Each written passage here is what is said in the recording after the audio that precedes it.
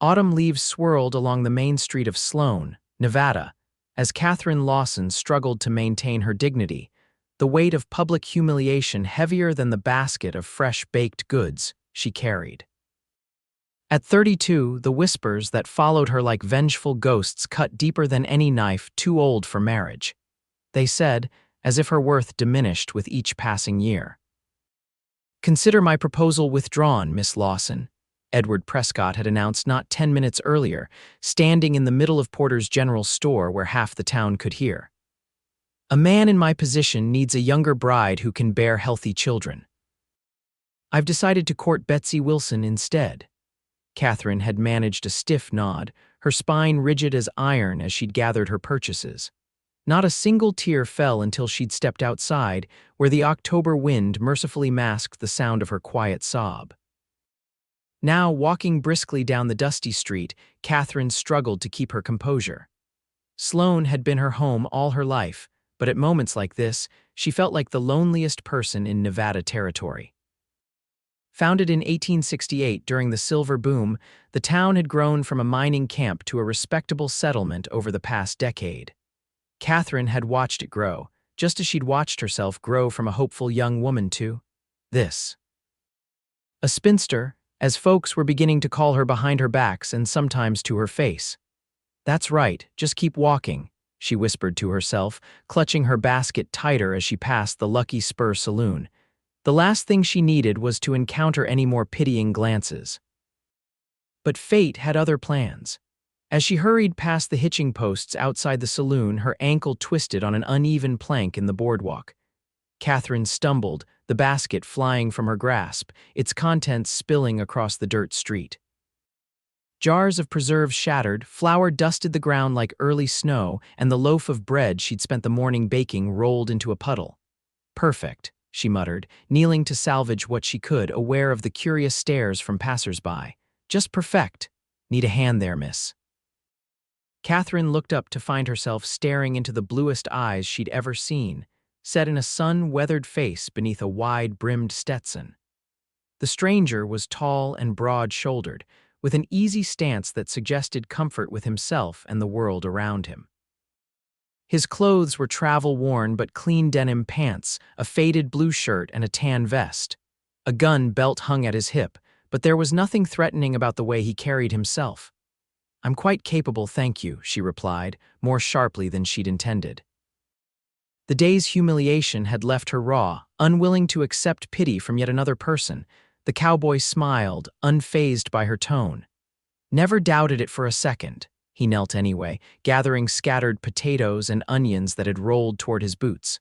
But 4 hands work faster than 2. Despite her protests, the man continued collecting her belongings, carefully placing salvageable items back into her basket, which had survived the fall intact. When he picked up the sodden bread, he looked genuinely disappointed on her behalf. Shame about this. Looked like fine baking. "It was," Katherine said, her voice softer now. "My mother's recipe." A woman passing by slowed to watch the scene, then turned to her companion with a barely concealed smirk. Poor Katherine Lawson, too old for Edward and now making a spectacle with some drifter. The cowboy's head turned at that, his expression unreadable as he regarded the gossiping women. They hurried along under his steady gaze. "Don't mind them," Katherine said, reaching for her basket. "Thank you for your help, Mr. Caleb Carson."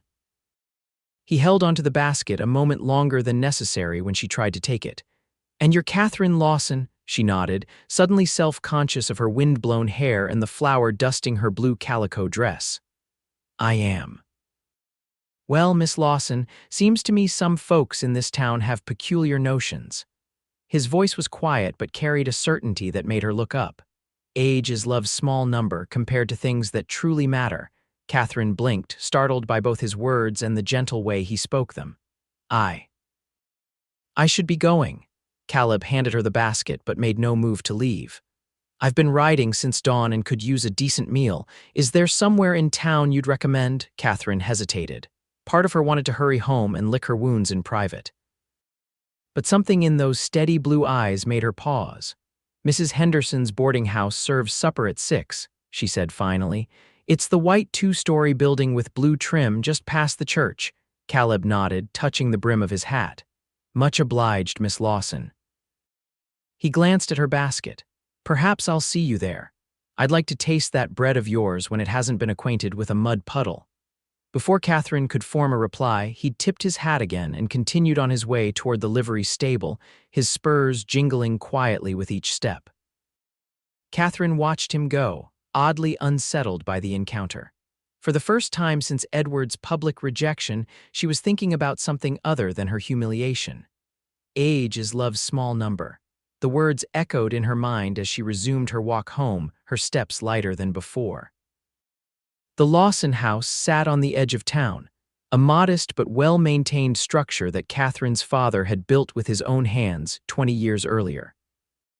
James Lawson had been a carpenter by trade, and although he'd passed away 5 years ago, his craftsmanship remained evident in every corner of the home he'd created for his wife and daughter. Katherine's mother, Eleanor, was hanging laundry in the yard when Katherine approached. One look at her daughter's face told Eleanor all she needed to know.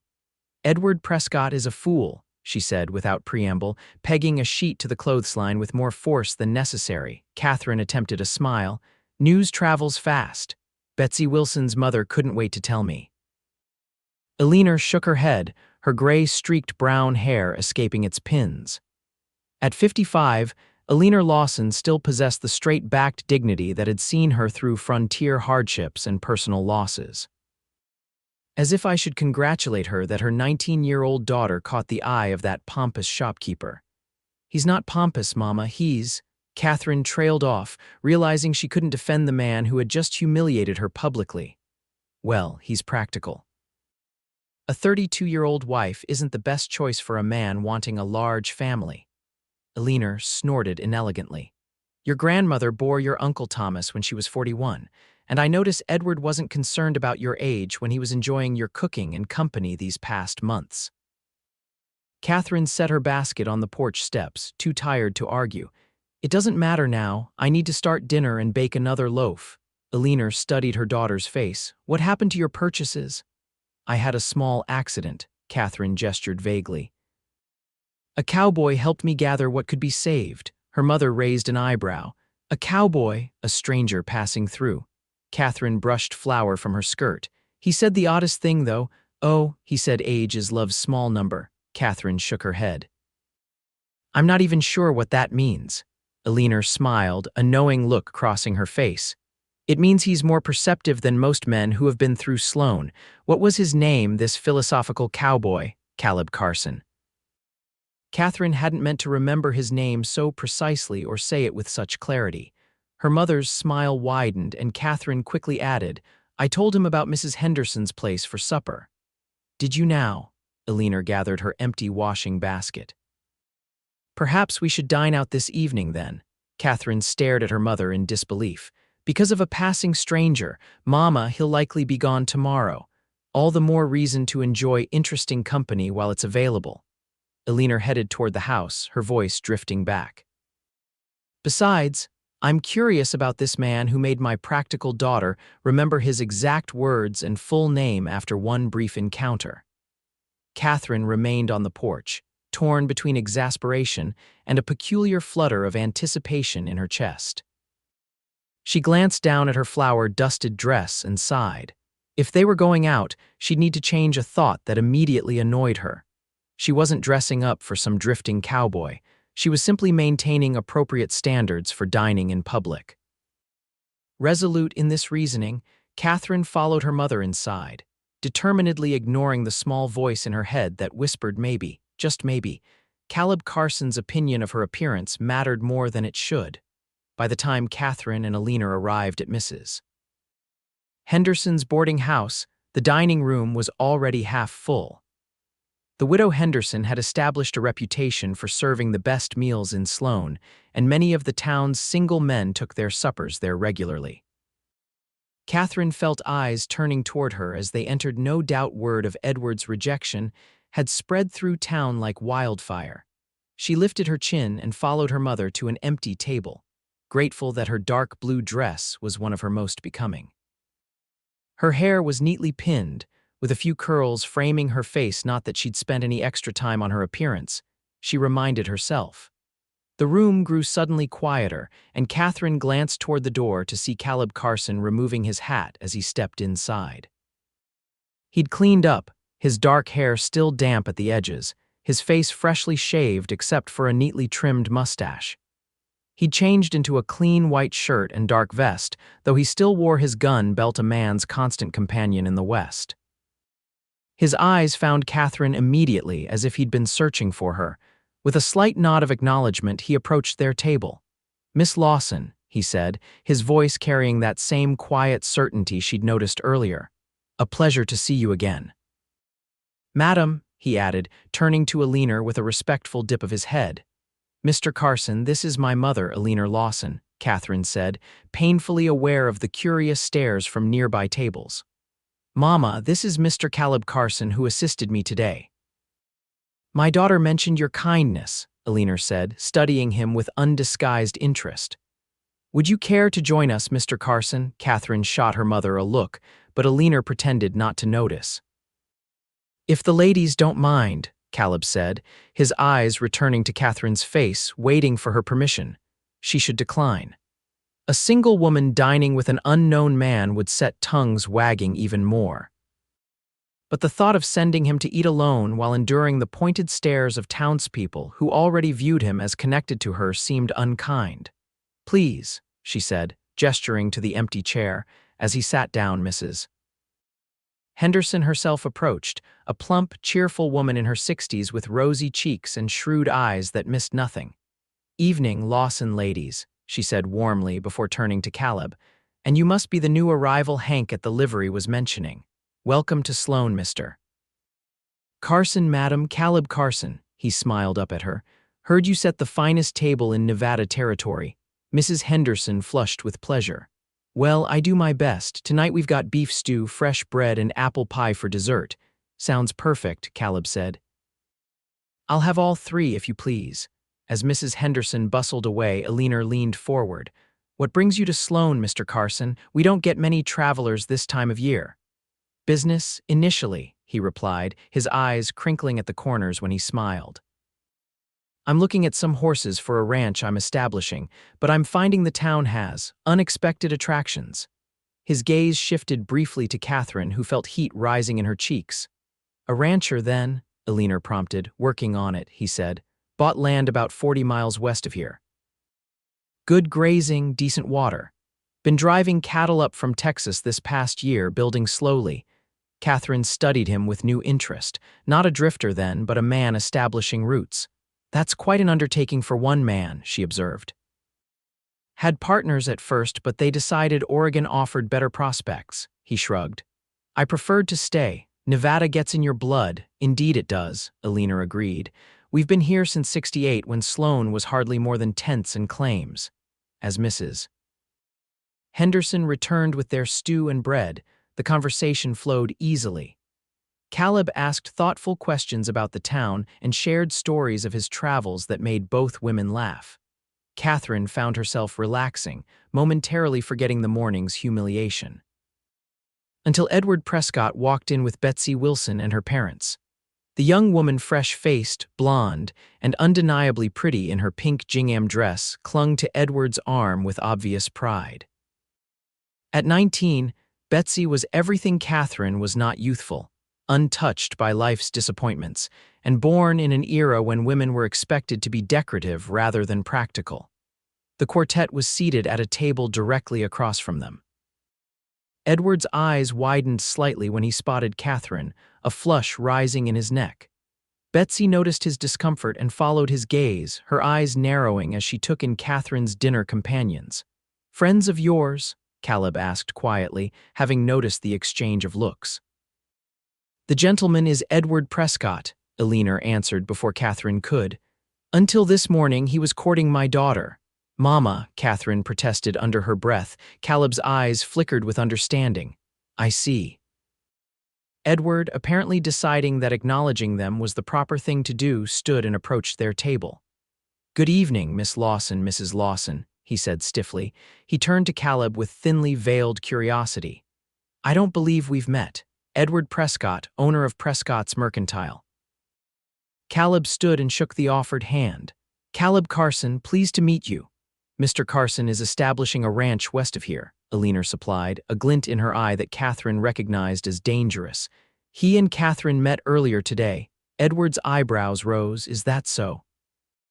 "Well, welcome to Sloan, Mr. Carson. I trust you'll find our little community hospitable." "Already have," Caleb replied, his tone pleasant but his eyes watchful, "particularly some of its residents." Edward cleared his throat, glancing at Katherine. "Yes, well, I should return to my party." "Good evening." As he walked away, Caleb resumed his seat. "Interesting fellow. He's well respected in town," Katherine said, feeling oddly compelled to defend the man despite everything. "His store supplies most of what Sloan needs." "Except good sense, apparently," Caleb remarked, breaking off a piece of bread. Alina let out a startled laugh, quickly covered by her napkin. Katherine stared at Caleb, caught between shock and a sudden, inappropriate urge to join in her mother's laughter. "Mr. Carson," she managed, "that's hardly fair," he finished. "Probably not. My apologies." But his eyes, meeting hers across the table, held no regret, only a warm understanding that made Katherine's breath catch. For the first time that day, she felt seen not as an aging spinster or a woman who'd been passed over, but as someone worthy of defense. The rest of the meal passed pleasantly, despite Edward's occasional glances in their direction. Caleb regaled them with tales of cattle drives and the characters he'd met along the way. By the time Mrs. Henderson brought their apple pie, Katherine found herself smiling genuinely. "You mentioned you came to see horses," she said as they lingered over coffee. "Are you visiting the Mitchell Ranch?" Caleb nodded.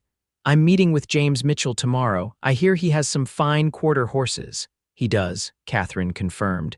"His wife Sarah is one of my closest friends. They have a lovely place about 5 miles north." "Perhaps." Caleb hesitated, then continued, "Perhaps you might consider showing me the way, if it wouldn't be too much trouble." Alina's eyes brightened. "What a splendid idea. Katherine knows the Mitchells well, and it's been too long since she's visited Sarah." Katherine shot her mother a look. "I'm sure Mr. Carson is perfectly capable of finding his way." "Of course," Caleb agreed easily. "But I'd welcome the company, and it seems a fine opportunity to replace that bread you lost today.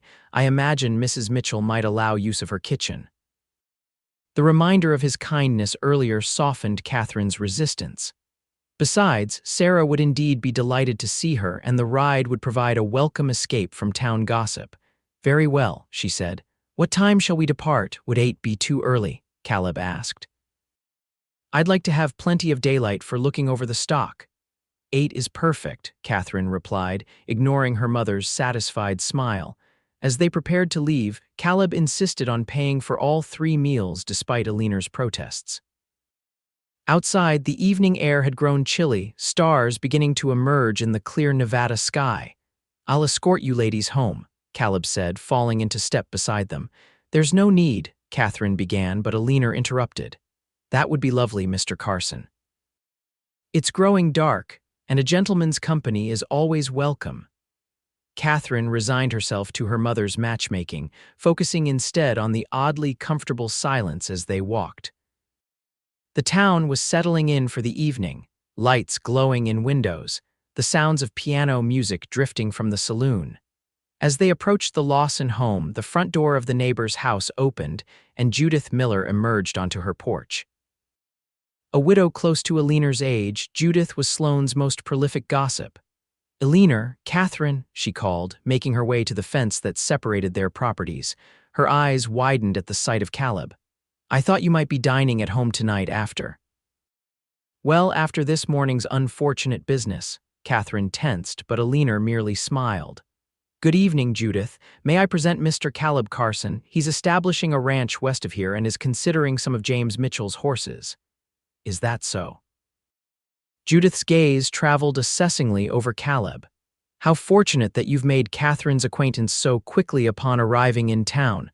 "Fortune had nothing to do with it, madam," Caleb replied with easy charm. "Just the good sense to recognize quality when I see it." Judith blinked, clearly trying to determine if she'd been subtly rebuked. Alina bid her good night before she could respond, Ushering Catherine and Caleb toward their door, on the porch, Alina shook Caleb's hand warmly. "Thank you for a pleasant evening, Mr. Carson. I look forward to hearing about your visit to the Mitchells." "The pleasure was mine, Mrs. Lawson." Alina gave Catherine a meaningful look before disappearing inside, leaving her daughter alone with Caleb on the porch. "Thank you for agreeing to accompany me tomorrow," he said, his voice lower now that they were alone. "I suspect you're doing me a greater favor than you realize." "How so?" Catherine asked, suddenly aware of how close they were standing. "James Mitchell strikes me as a man who values personal connections. Having his wife's friend along might make him more inclined to part with his best stock." Caleb smiled. "And the company of a beautiful woman makes any journey more pleasant." Catherine's chest tightened at the compliment, delivered so matter-of-factly. "I should warn you, Mr. Carson, that I'm not in need of flattery or pity after this morning's events." Caleb's expression grew serious. "I don't offer either, Miss Lawson, just honest appreciation." He took a step back, reaching for his hat. "I'll meet you here at 8. Rest well." As he walked away, spurs jingling softly in the gathering darkness, Catherine remained on the porch, a curious warmth spreading through her despite the cool night air. "Age is love's small number." The words returned to her, and for the first time she wondered if they might be true. When morning came, Catherine woke with an unexpected lightness in her chest. She dressed with care in her riding skirt and jacket, pinning her hair into a practical but becoming arrangement. Alina watched her preparations with a knowing smile but mercifully kept her observations to herself. At precisely 8 o'clock, the sound of hoofbeats announced Caleb's arrival. Catherine stepped onto the porch to find him leading 2 horses, his own tall bay gelding and a pretty sorrel mare. "Good morning," he called, tipping his hat. "Hope you don't mind, but I took the liberty of borrowing this lady from the livery. Hank said she's gentle but spirited, much like her usual rider." Catherine recognized the mare as one she occasionally rented for longer rides. "Penny is a fine horse." "Thank you for the thoughtfulness."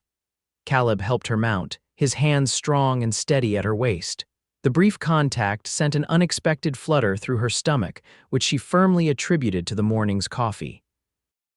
"The weather looks promising," she commented, adjusting her skirts over the side saddle. "Indeed it does," Caleb agreed, swinging up onto his gelding. "Lead the way, Miss Lawson."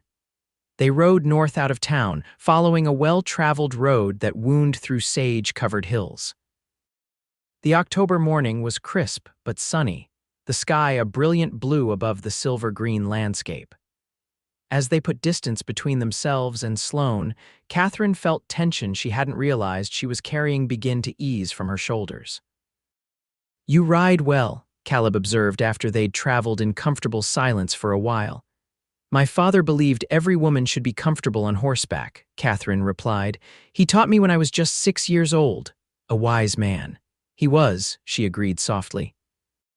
"We lost him 5 years ago, pneumonia, after a particularly harsh winter."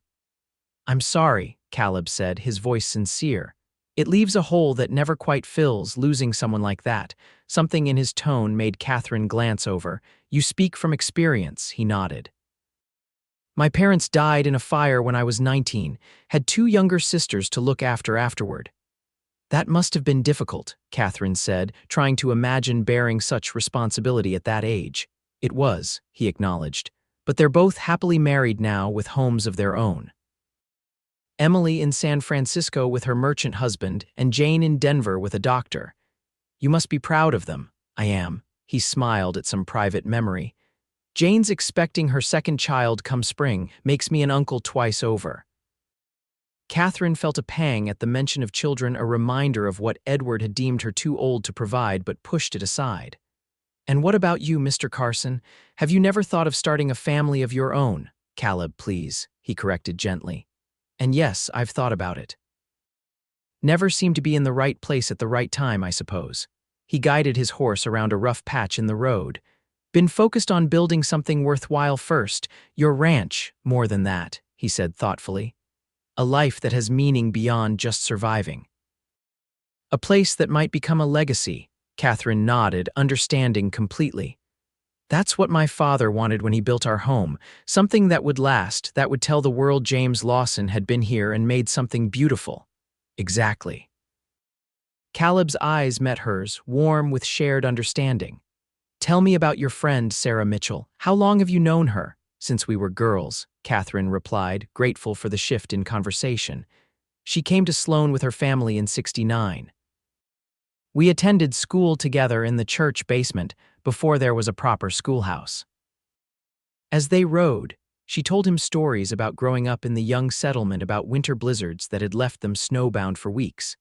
About the summer a traveling circus had visited and brought an elephant that had terrified half the town. About the time she and Sarah had gotten lost exploring the hills and spent a terrified night under the stars before being found. Caleb listened attentively, asking questions that showed genuine interest.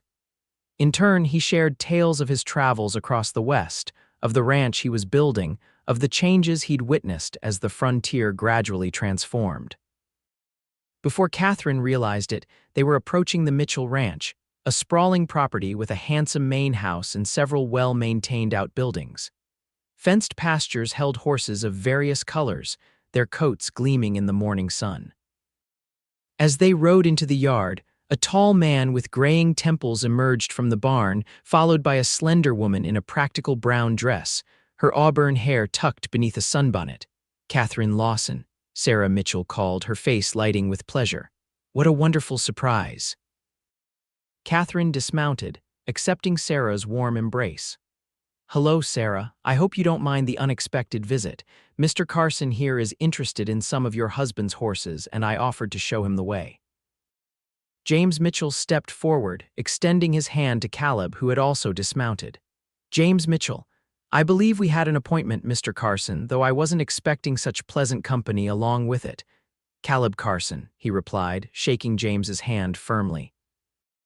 Miss Lawson kindly agreed to accompany me. I'm grateful for her guidance. Sarah linked her arm through Katherine's. Well, I'm delighted she did. It's been too long since you visited, Katherine. Come inside for coffee while the men talk horses. I want to hear everything that's happening in town. Katherine hesitated, glancing at Caleb, who nodded encouragingly. Go ahead. I suspect Mr. Mitchell and I will be occupied for some time.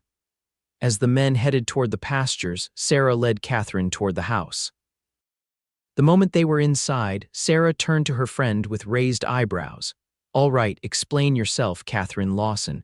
Who is that handsome man, and why haven't I heard a single word about him before today? Katherine laughed, the sound surprising even herself.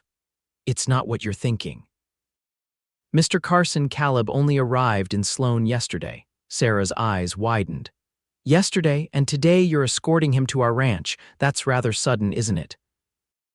As they settled at the kitchen table with coffee, Katherine found herself relating the events of the previous day: Edward's public rejection, her encounter with Caleb, the dinner at Mrs. Henderson's. The nerve of Edward Prescott, Sarah exclaimed, indignant on her friend's behalf. To humiliate you that way and over something so ridiculous. You're in the prime of your life. Perhaps by our standards, Katherine said, warming her hands on her coffee cup. But a man wanting a large family might reasonably prefer a younger bride. Nonsense, Sarah retorted. I had Joshua when I was 31, and the doctor says I could easily have another now if we wished. At 34, Sarah had 3 healthy children and a thriving household. Edward was looking for an excuse, that's all. Likely Betsy Wilson's father offered some business advantage. Katherine hadn't considered that possibility. Wilson was a successful freight operator whose business had been growing steadily. Perhaps, she conceded. Never mind Edward, Sarah waved dismissively. Tell me more about this Caleb Carson. Age is love's small number. The man has a poet's soul. Katherine felt herself blushing. He was simply being kind to a woman who'd been publicly embarrassed. Don't read too much into it. And yet here you are, bringing him to our doorstep the very next day, Sarah pointed out, a knowing gleam in her eye. I saw how he looked at you, Katherine. That's not mere kindness. How did he look at me? The question escaped before Katherine could stop it. Sarah smiled, like a man seeing something precious that others have overlooked. She reached across the table to squeeze Katherine's hand. You deserve that, my friend. Before Katherine could respond, the back door burst open and two boys tumbled in, Joshua, 10, and Michael, 8, both with their mother's auburn hair and their father's lanky build. "Ma. Pa says to tell you he's taking Mr. Carson to see eclipse," Joshua announced, his eyes lighting on Katherine. "Miss Lawson, did you bring any of your molasses cookies?" Katherine laughed. "Not today, I'm afraid, but perhaps next time I visit." "Promise?" Michael asked hopefully. "Promise," she confirmed, ruffling his hair. Sarah shooed the boys back outside. "Go help your father, and make sure Hannah isn't getting into mischief." Their youngest, at 5, was notorious for wandering off to explore. When they were alone again, Sarah studied her friend. "You're good with children, Katherine. You always have been." "I enjoy them," Katherine admitted. "Their honesty, their capacity for wonder." "You should have some of your own," Sarah said softly. "Don't let Edward Prescott's foolishness convince you otherwise," Katherine sighed. "That would require a husband, Sarah, and suitable prospects in Sloan are rather limited." "Perhaps they were," Sarah replied, glancing meaningfully toward the window where they could see Caleb and James in the distance, examining a sleek black horse. "But it seems the prospects have recently improved." Katherine shook her head at her friend's transparent matchmaking. "He's only passing through." "He's establishing a ranch 40 miles away," Sarah corrected. "Hardly passing through." "And James says his letter of inquiry showed a man who knows quality horseflesh and isn't afraid to pay for it. That suggests success in his previous endeavors." "Sarah Mitchell, are you evaluating him as a breeding stallion?" Katherine asked. Unable to suppress a laugh, Sarah grinned. "I'm merely pointing out that in addition to those admirable sentiments about age and love, Mr. Carson appears to be a man of substance and character. Two qualities noticeably lacking in Edward Prescott, despite his fine store." Their conversation was interrupted by Hannah, Sarah's youngest, who burst into the kitchen clutching a bouquet of wildflowers. "Miss Katherine," she exclaimed, rushing forward to present her gift. "These are for you. The pretty blue ones match your eyes." Katherine accepted the slightly crushed flowers with genuine delight. "Thank you, Hannah. They're beautiful." "Mr. Carson helped me pick them," Hannah announced proudly. "He knows all about flowers. He says the blue ones are called lupines, and they're special because they make the soil better for other plants." Katherine's eyes lifted to Sarah's, seeing her friend's knowing smile. "Does he indeed?" "Uh-huh. And he asked if you like flowers, and I said yes because everybody likes flowers. And he said he thought so too because you have a kind heart, and kind hearts love beautiful things." The child's artless recitation made Katherine's cheeks warm. Sarah's smile widened. "Hannah, why don't you show Miss Katherine your new kitten?" Sarah suggested. "She's in the barn with her mother." "Yes, come see, Miss Katherine." Hannah tugged at her hand, and Katherine allowed herself to be led outside, grateful for the distraction. As they crossed the yard toward the barn, she spotted Caleb and James some distance away, still examining the black horse. Caleb looked up at that moment, catching her eye. Even from a distance, his smile was warm enough to send a flutter through her chest. Katherine followed Hannah into the cool dimness of the barn, where a mother cat and 5 kittens were nestled in a box of straw. As she knelt to admire the tiny creatures, Katherine found herself wondering about Caleb Carson, a man who helped little girls pick wildflowers, and who noticed things about soil and kindness and age being love's small number. A man unlike any she'd encountered before. By midday, James and Caleb had reached an agreement on 3 horses the black stallion called Eclipse, a chestnut mare, and a dun gelding with promising bloodlines. They joined the women and children for a hearty lunch, during which Caleb charmed the entire Mitchell family with stories and thoughtful questions. "When will you return for the horses?" James asked as they finished their meal. "I've arranged for 2 of my men to come collect them next week," Caleb replied. "I'll send the remainder of the payment with them." James nodded, clearly satisfied with the arrangement. "Good stock deserves a good home. I believe they'll have that with you." "I hope to prove worthy of them," Caleb said sincerely. Sarah insisted they take provisions for their return journey: fresh bread, sliced ham, apples, and a jar of preserves. As they prepared to depart, Hannah presented Katherine with another bouquet, carefully wrapped in damp cloth to keep it fresh. Mr. Carson showed me how to make them last longer, she explained. Katherine thanked her with a hug, carefully securing the flowers in her saddlebag. The ride back to Sloan seemed shorter somehow, the conversation flowing easily between them. They stopped briefly by a clear stream to rest the horses and enjoy some of Sarah's provisions, sitting on sun-warmed rocks as the water bubbled past. "The Mitchells are good people," Caleb observed, watching a hawk circle lazily overhead. "You're fortunate in your friends." "I am," Katherine agreed. "Sarah has been a steadfast companion since childhood. Her children are a credit to her," he continued, "especially young Hannah. Reminds me of my sister Jane at that age, curious about everything, generous with her affections." Katherine smiled. "Hannah is a dear. She adores her father and brothers, but I think she treasures being Sarah's only daughter. You handled her questions with remarkable patience," Caleb noted. "Some adults find children's endless curiosity tiresome." "I never have," Katherine replied. "Perhaps because I taught school for several years after completing my own education. Children's minds are like newly planted gardens with proper care. There's no limit to what might grow." Caleb studied her thoughtfully. "You're no longer teaching." "I stopped when my father became ill," she explained. "He needed care, and afterward my mother did. Now I occasionally substitute when Miss Parker, our current teacher, requires assistance." "Do you miss it?" The question surprised her. Not many had bothered to ask how she felt about the change in her circumstances. "Sometimes," she admitted. "There's a special joy in watching a child master a new skill or discover a passion for knowledge." "You'd make an excellent mother," Caleb said quietly. The observation, delivered so matter-of-factly, caught Katherine off guard. She looked away, unsure how to respond to what felt dangerously close to the heart of her recent humiliation. "I apologize," Caleb said, noting her discomfort. "That was presumptuous." "No," Katherine found herself saying. "It was kind, especially given recent events."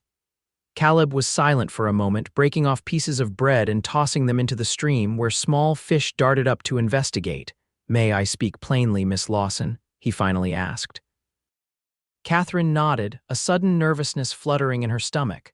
"I've traveled widely and met many people," he began. "In my experience, most folks are too fixated on what society deems important: wealth, youth, position. They miss what truly matters." He turned to face her directly.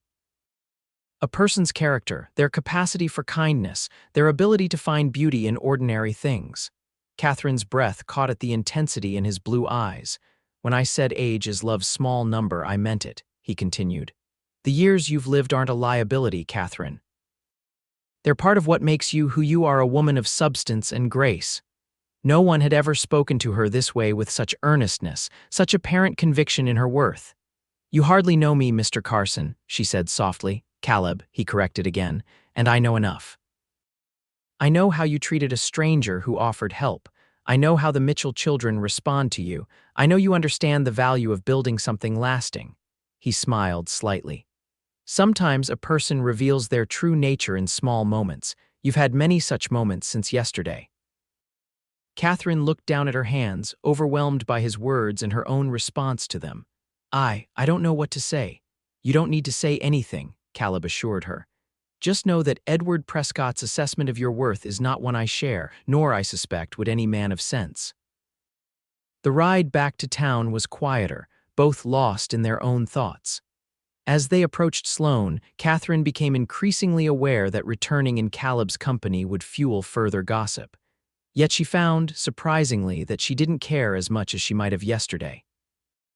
They reached the Lawson home by mid-afternoon. Caleb dismounted first, then helped Katherine down, his hands lingering slightly at her waist. "Thank you for accompanying me today," he said as she retrieved Hannah's flowers from her saddlebag. "Your friendship with the Mitchells was invaluable." "I'm glad it proved helpful," Katherine replied, "and I enjoyed the day more than I expected to." Elena appeared on the porch, her expression curious but pleased. "Welcome back. I trust the trip was successful?" "Very much so, Mrs. Lawson," Caleb confirmed. "Your daughter's introduction was exactly what I needed." "Wonderful," Elena beamed. "Would you care to stay for supper, Mr. Carson? It's the least we can offer after your long day." Katherine started to protest, but Caleb spoke first. I'd be honored, madam, but I have some business to attend to at the hotel.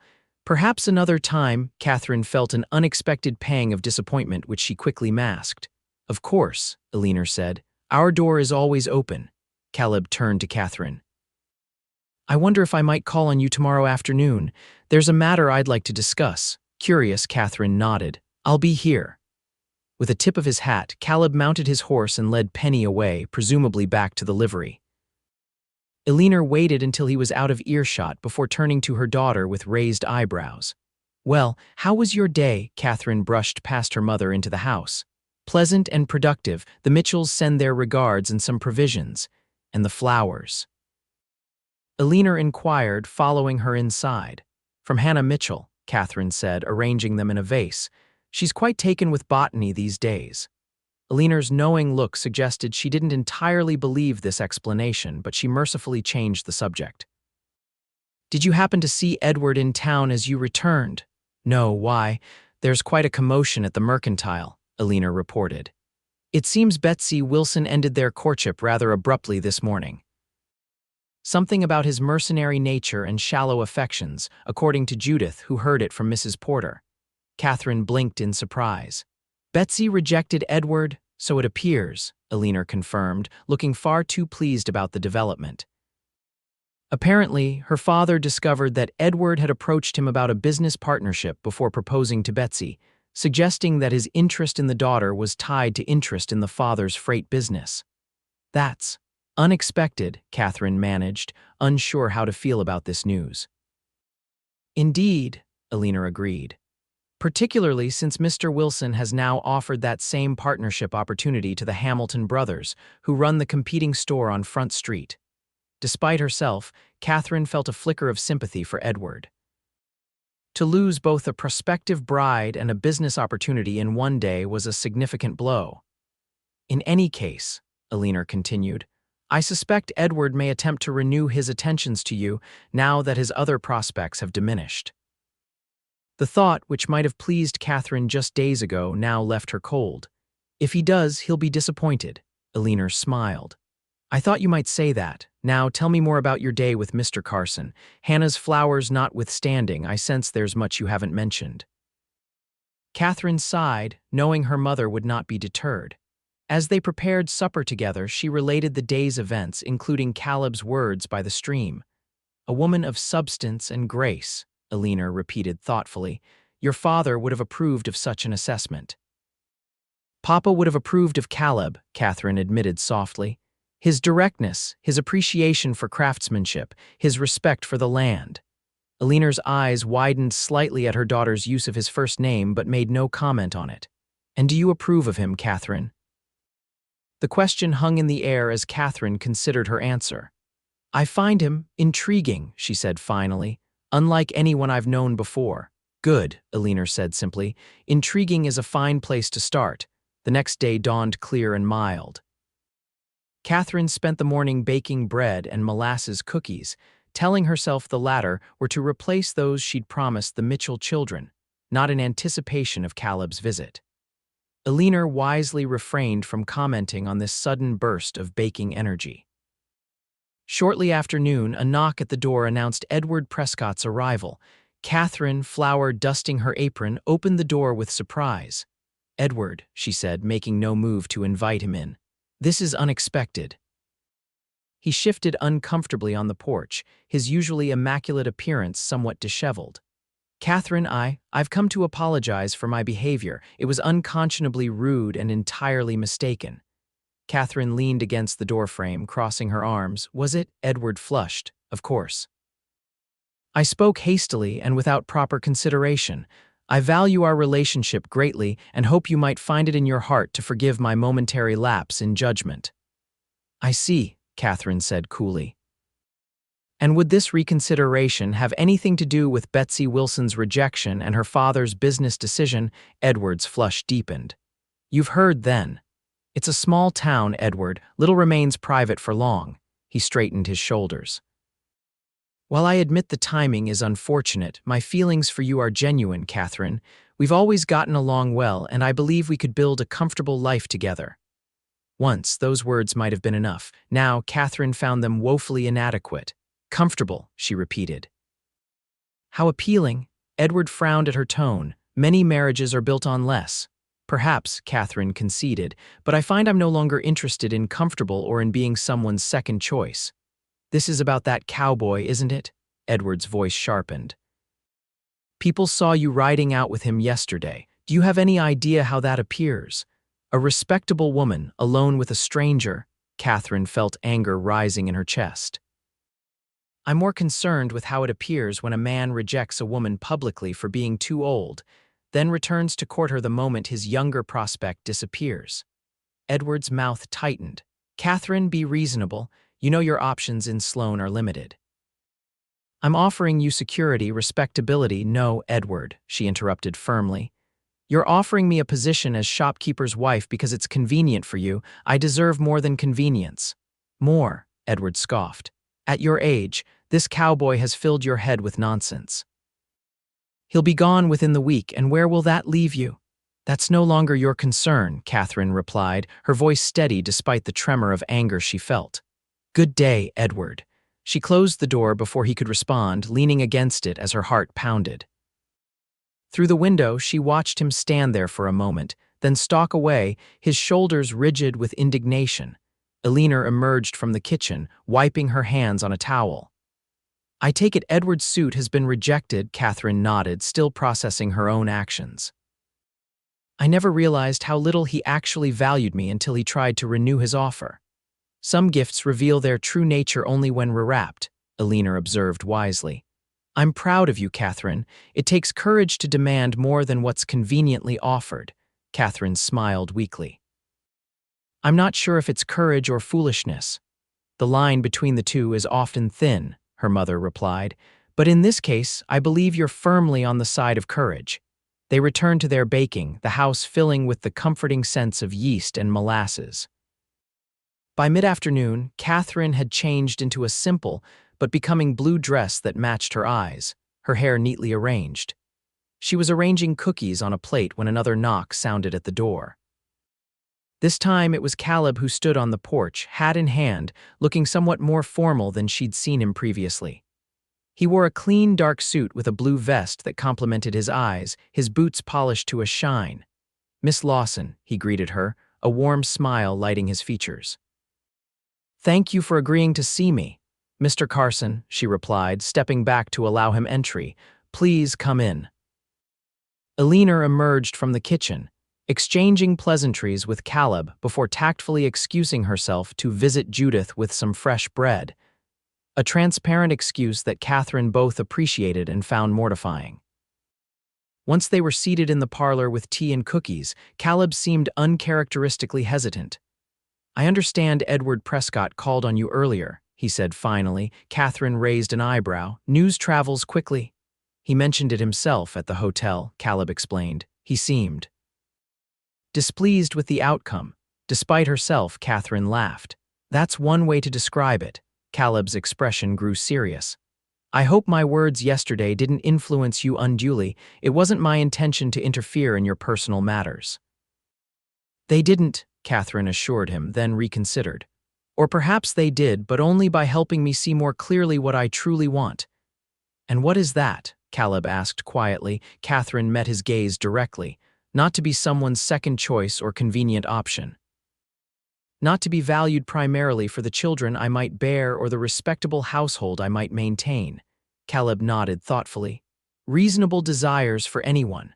What did you wish to discuss with me? Catherine asked, bringing them back to the purpose of his visit. Caleb set down his teacup.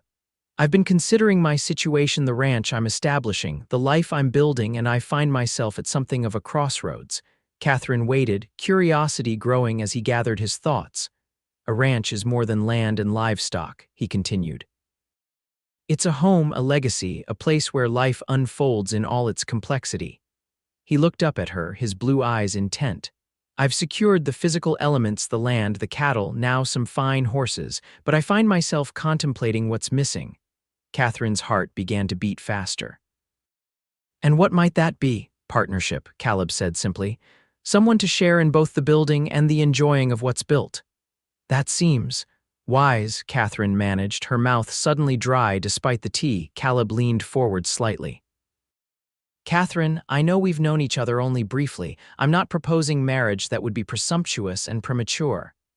Katherine felt a confusing mixture of relief and disappointment. But, he continued, I would like to court you properly if you're willing. To give us both time to determine if what I sense between us might grow into something enduring. Katherine stared at him, momentarily speechless. You want to court me? Very much so, he confirmed, his steady gaze never leaving her face. I'll be returning to my ranch tomorrow to oversee some construction, but I'd like permission to write to you to visit when I'm in town, to invite you to see the ranch when it's more suitable for visitors. Why? The question escaped before Katherine could consider its bluntness. Caleb didn't seem offended. Because in the brief time I've known you, I've seen qualities I've spent years looking for: intelligence, kindness, strength of character, appreciation for what truly matters in life. He smiled slightly. And because when I'm near you, I feel a sense of rightness I've never experienced before. Katherine's heart thundered in her chest. She'd never received a declaration like this, honest, direct, completely devoid of the usual platitudes. What about my age?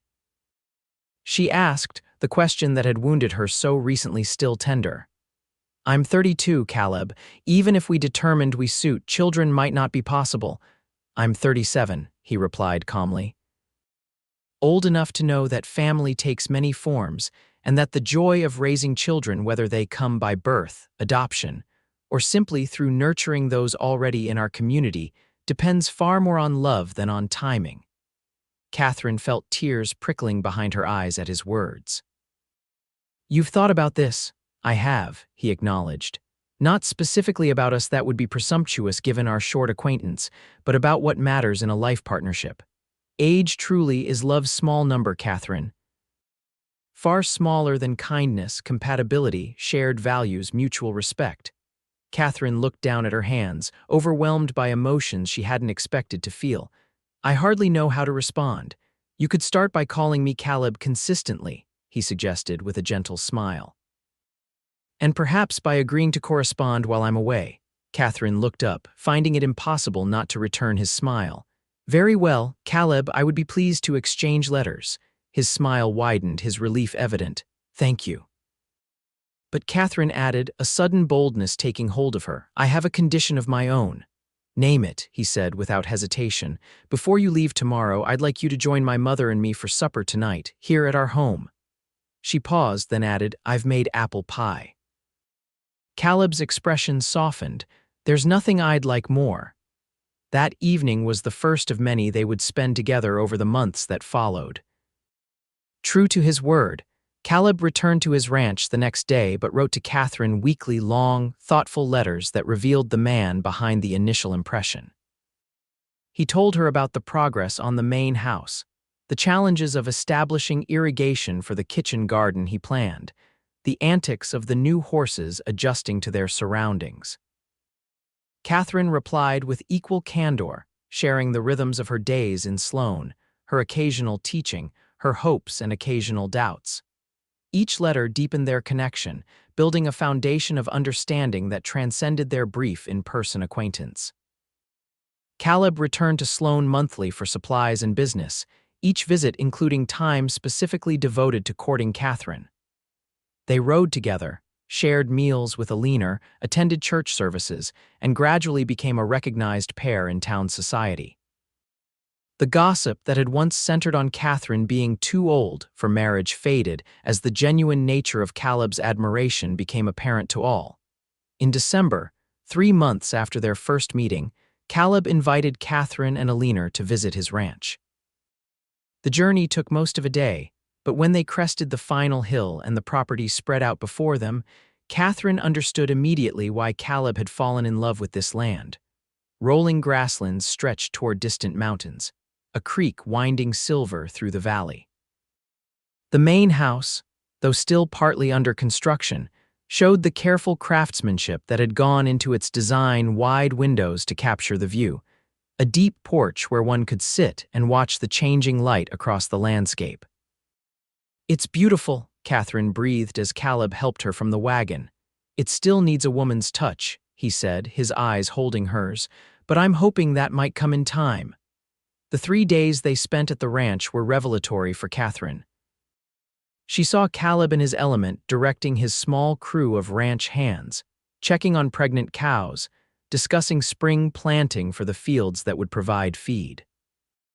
More importantly, she saw how he'd created a place where people thrived. The bunkhouse was comfortable.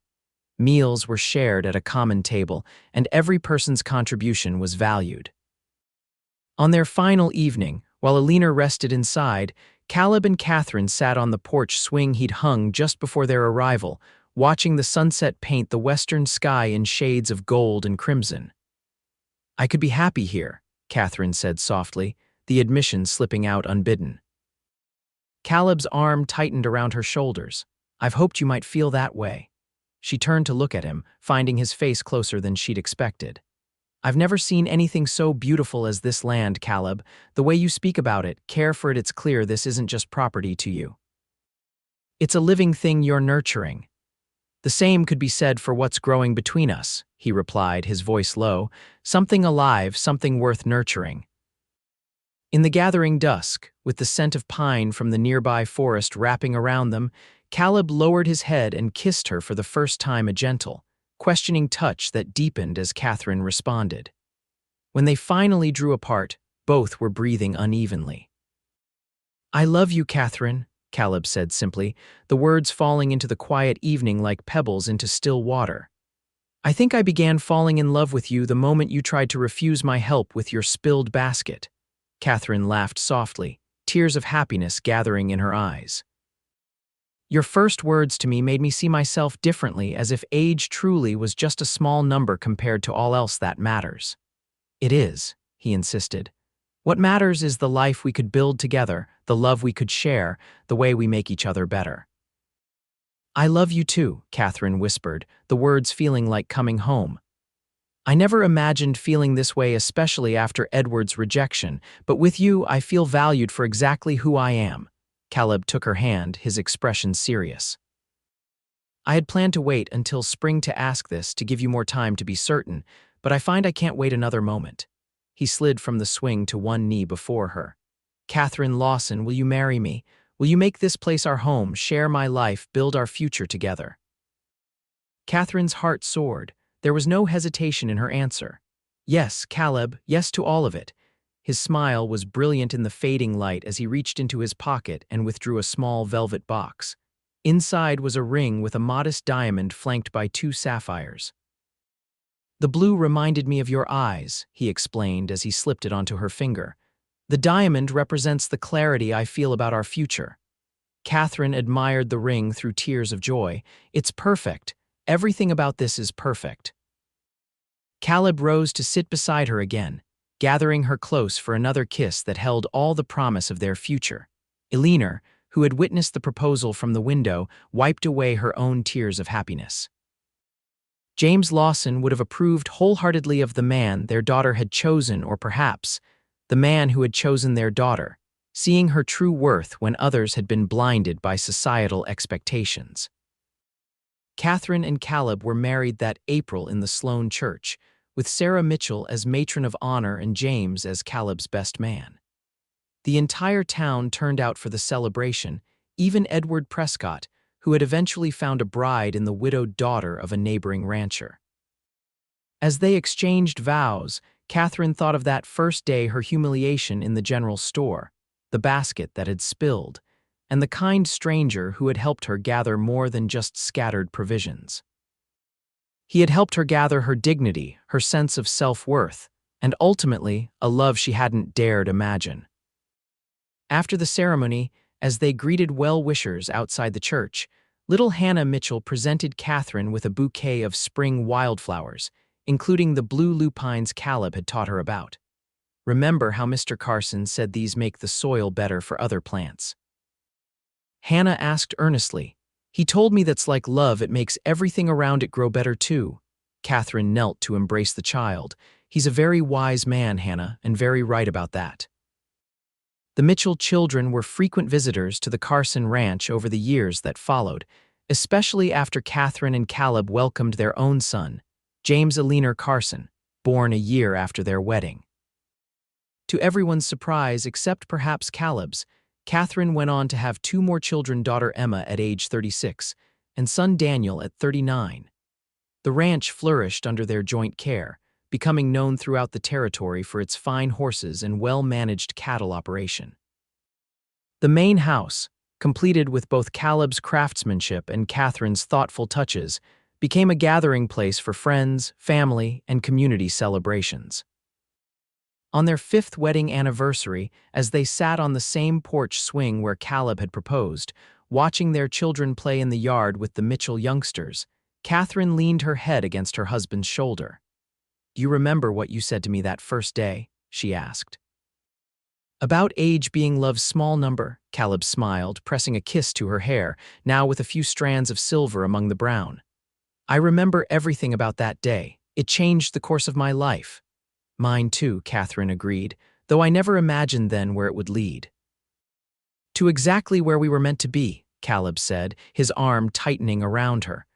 "Building something that matters, loving each other through all of it." Katherine looked out at their thriving ranch, their beautiful children, the life they'd created together, and knew with absolute certainty that Edward Prescott's rejection had been the greatest blessing of her life. It had cleared the path to this, to Caleb, to their family, to a love that valued her completely. Age was indeed love's small number. And all the truly important sums in life, happiness, partnership, purpose, joy, had added up to something more wonderful than she could have ever calculated on her own.